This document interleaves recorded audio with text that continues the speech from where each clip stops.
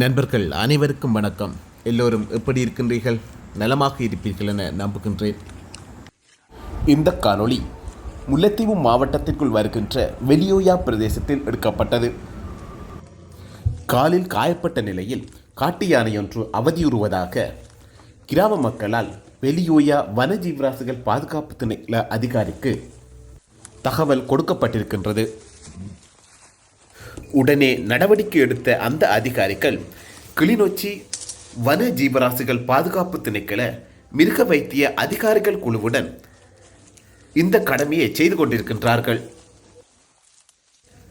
சுருக்கில் மாட்டப்பட்ட நிலையில்தான் இந்த யானைக்கு இவ்வாறானதொரு நிலை ஏற்பட்டிருக்கின்றது. எல்லோரும் இல்லை, சிலர் காட்டுக்குள் சென்று மிருகங்களை வேட்டையாடி அதனை தமது உணவாக உட்கொள்கின்றார்கள். இது வன ஜீவராசிகள் பாதுகாப்பு திணைக்கள தாவர விலங்கியல் பாதுகாப்பு சட்டத்தின்படி தண்டனைக்குரிய குற்றமாகும். கள்ளத்தனமாகவே சிலர் இந்த வேலைகளை செய்து கொண்டிருக்கின்றார்கள். இந்த வனவிலங்குகளை பிடிக்கிறதுக்கு அவங்க பொறி வைக்கிறாங்க அல்லது சுருக்கு வைக்கிறாங்க. இல்லை என்று சொன்னால் கட்டுத்துவக்கோ வெடிமருந்துகள் மூலமாக அதனை காயப்படுத்துகிறாங்க.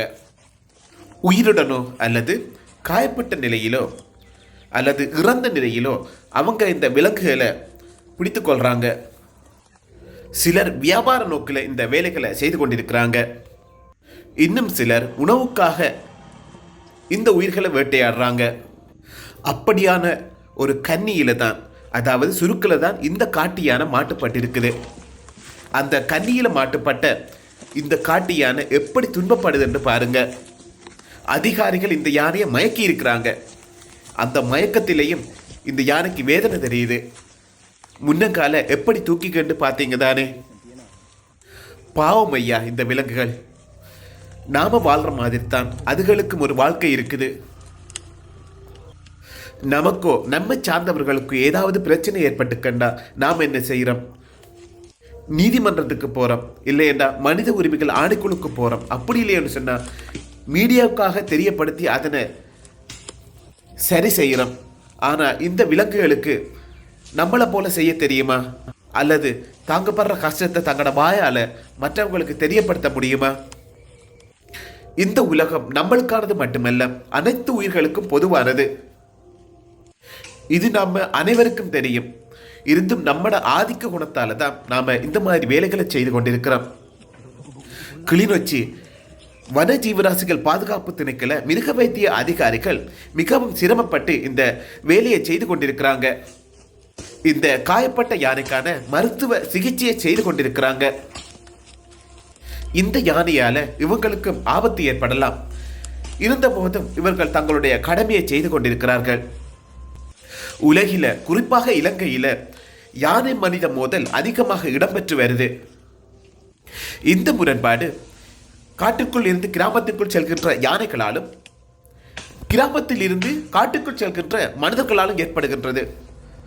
இரண்டு பக்கமும், அதாவது யானையிட பக்கமும் சரி மனிதர்கள பக்கமும் சரி, உயிரிழப்புகளோ அல்லது உடைமை இழப்புகளோ அல்லது அவயவங்களை இழக்கின்ற அந்த காயமுற்ற நிலையோ தவிர்க்க முடியாத ஒன்றாக இருக்கின்றது. வனஜீவராசிகள் பாதுகாப்பு திணைக்கள அதிகாரிகள் முடிந்த வரையில தங்களுடைய கடமையை செய்கிறாங்க. இதனால அந்த இழப்புகள் குறைக்கப்படுது அல்லது மட்டுப்படுத்தப்படுது. யானைகள்கிட்ட ஊருக்கு வராதுங்கன்னு சொன்னா அதுகளுக்கு விளங்காது. ஆனா மனிதர்களுக்கு விளங்கும் தானே. யானையை கட்டுப்படுத்துறதுக்காக யானை வேலி முதலிய செயற்பாடுகளை திணைக்களம் செய்திருக்குது. இதை மீறியும் யானைகள் வருது. அதை அதிகாரிகள் கட்டுப்படுத்துறாங்க. ஆனா யானைகள வாழ்விடத்துக்கு, காட்டுக்கு, அடர்ந்த காட்டுக்கு இந்த மனிதர்கள் எதற்காக போகிறாங்க? அதுகள வாழ்விடங்கள்ல நாம போய் அதுகளுக்கு கரைச்சல் கொடுத்தோம் என்றால் அதுகள் ஊருக்குள்ள தான் வரும். அப்படி கிராமத்துக்கு வருகின்ற யானைகளுக்கு தங்களுடைய வாழ்விடத்துக்கு பொருத்தமாக இருக்கின்ற நீர்நிலையோடையோ காட்டோடையோ ஒரு ஒதுக்குப்புறமாக மறைவாகவோ இருக்கின்ற இடத்தை பார்க்கும் என்றால் அந்த இடத்தை விட்டு அவ்வளவு எளிதாக விலகிச் செல்லாது. இதோ பாருங்க எப்படி உயிர் பயத்துக்கு மத்தியில் இவங்க சிகிச்சை செய்கிறாங்க என்று. அதுகள்ற இடத்துக்கு நாம போறதை தவித்து கொள்ளணும். மனிதர்கள் தங்களுடைய கால்நடையை வளர்ப்பதற்காகவோ அல்லது வேட்டையாடுறதுக்காகவோ அல்லது இங்கே இருக்கின்ற மரங்களை அழிக்கிறதுக்காகவோ அவங்க காடுகளை நோக்கி செல்றாங்க. இந்த காட்டு விலங்குகள் வாழ்கின்ற இடத்தை தாங்கள் ஆக்கிரமித்துக் கொள்றாங்க. பொதுவாக இந்த யானைகளுக்கு ஒரு பழக்கம் இருக்குது. அதுகள் அசுத்தப்படுத்தப்பட்ட நீரையோ அல்லது புல்லையோ உணவாக எடுத்துக்கொள்றல. இந்த கால்நடைகளை பொறுத்த மட்டில் பரந்த புல்வெளியில் சிறுநீர் கழிக்குதுகள், சாணம் போடுதுகள். அதுபோல இந்த புல்வெளிகளை மேலால நுனிப்புல் மேய்ச்சி செல்லுதுகள். இதையெல்லாம் இந்த யானைகள் உண்ணாது. இப்படி இந்த யானைகள்ற உணவெல்லாம் அந்த காட்டுக்கு கொஞ்சமும் பொருத்தம் இல்லாத, சம்பந்தம் இல்லாத வீட்டு விலங்குகளால அழிக்கப்படுறதால இந்த யானைகள் கிராமத்தை நோக்கி, மக்கள் குடியிருப்பை நோக்கி உணவுக்காக அலைஞ்சி திரியுதுகள். யானைகளுக்கோ காட்டு விலங்குகளுக்கோ ஏதாவது காயம் ஏற்பட்டிருந்தா அதை இலகுவாக கண்டுபிடித்து சிகிச்சை செய்ய முடியாது. படையினர்கள் பெரும்பாலும் பயிற்சிக்காக காட்டுக்குத்தான் செல்றாங்க.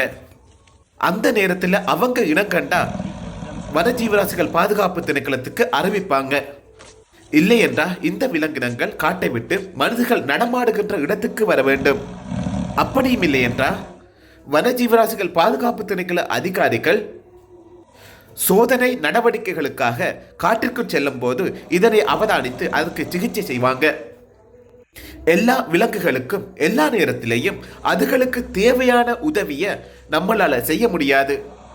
மனிதர்களாகிய நம்மளுடைய கண்களுக்கு பட்டால் மாத்திரம்தான் நாம் அதற்கு தேவையான சிகிச்சையையோ ஏனைய வழிமுறைகளையோ செய்யக்கூடியதாக இருக்கும்.